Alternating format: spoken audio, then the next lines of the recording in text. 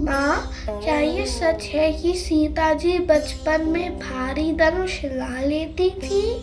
फिर उनके स्वयंवर में बड़े बड़े राजा क्यों हार गए? हाँ बेटा, लोक कथाओं में यही कहा गया है। और सीता जी कोई आम बेटी नहीं थी। वे राजा जनक को खेत जोतते समय धरती से मिली थी। मानो धरती माँ ने उन्हें अपनी संतान सौंप दी हो। तभी जनक जी ने वचन लिया, सीता जी का विवाह उसी से होगा जो भगवान शिव जी का धनुष पिनाक उठाकर तान सके।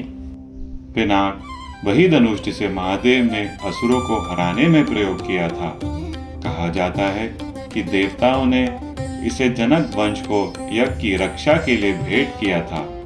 तब से यह धनुष मिथिला में सुरक्षित रखा गया था, इतना विशाल कि उसे 8 पहियों वाले रथ पर रखा जाता। माँ, लेकिन इतनी कठिन शर्त क्यों? बेटा, राजा जनक चाहते थे कि सीता जी का जीवन साथी सच में योग्य हो। असली काबिलियत परीक्षा से साबित होती है। शादी हो या नौकरी, सिर्फ फोटो या रेज्यूमे देख के फैसला मत करो। असली टेस्ट कैरेक्टर और कैपेबिलिटी का होता है।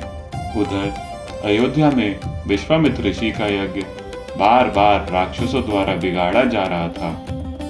वे राजा दशरथ के पास पहुंचे। सेना नहीं, उन्हें चाहिए थे सिर्फ राम जी। सोचो बेटा, 16 साल के राम और पिताजी को कहना पड़ा, जा बेटा धर्म की रक्षा कर। कितना भारी पल रहा होगा दशरथ के लिए।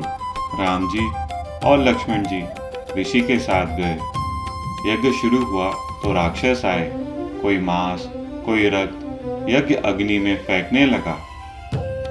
माँ, फिर तो यज्ञ बिगड़ गया होगा। नहीं बेटा, राम जी ने ध्यान नहीं डगमगाने दिया। ताड़का का वध किया, सुबाहु को मारा और मारीच को समुद्र पार पहुंचा दिया।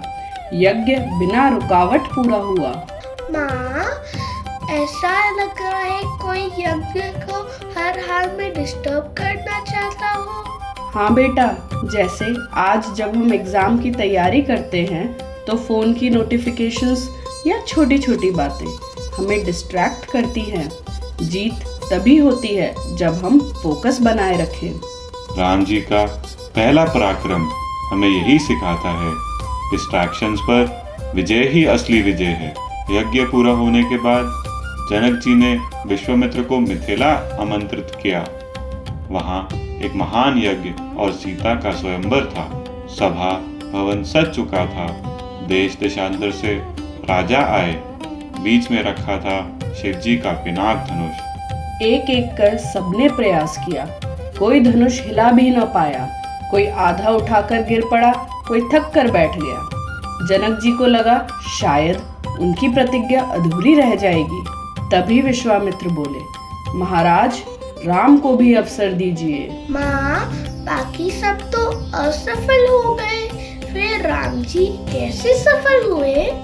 बाकी सबने ताकत दिखाई, राम जी ने शांति और धैर्य। राम जी ने सहजता से धनुष उठाया, घुटने पर टिकाकर ताना और फिर धम, धनुष बीच से टूट गया। धरती कांप उठी, आकाश में फूल बरसे।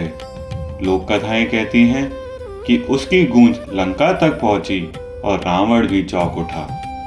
यही सीख है, चाहे इंटरव्यू हो या बड़ी मीटिंग, अगर हम घबराएं तो आसान काम भी कठिन लगेगा, लेकिन शांत मन और आत्मविश्वास से काम आसान हो जाता है। लेकिन सभा यहीं शांत नहीं हुई।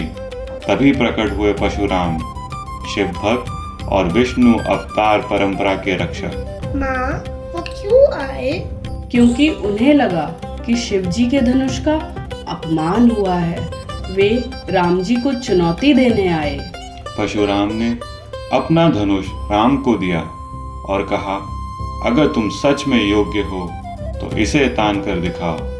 राम जी ने सहज भाव से उठाया, ताना और फिर विनम्रता से उन्हें लौटा दिया।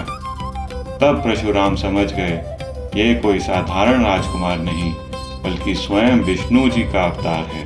जनक जी ने तुरंत दूत भेजे, महाराज दशरथ को समाचार दीजिए, बारात लेकर मिथिला पधारे। दशरथ जी आए, उनके साथ भरत जी और शत्रुघ्न जी भी थे। जनक जी ने उनका भव्य स्वागत किया। मंत्रोच्चार के बीच सीता का पवित्र कन्यादान हुआ।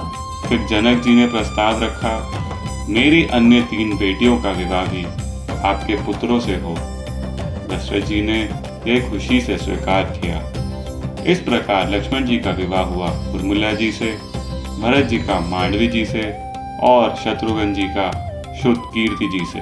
बेटा, शास्त्रों में तो जनक जी ने सीता जी का हाथ राम जी को सौंपा, लेकिन मिथिला की मधुबनी चित्रकला में आज भी सीता जी को राम जी के गले में वरमाला डालते हुए चित्रित किया जाता है और वहाँ चारों शादियों को बराबरी से दिखाया जाता है।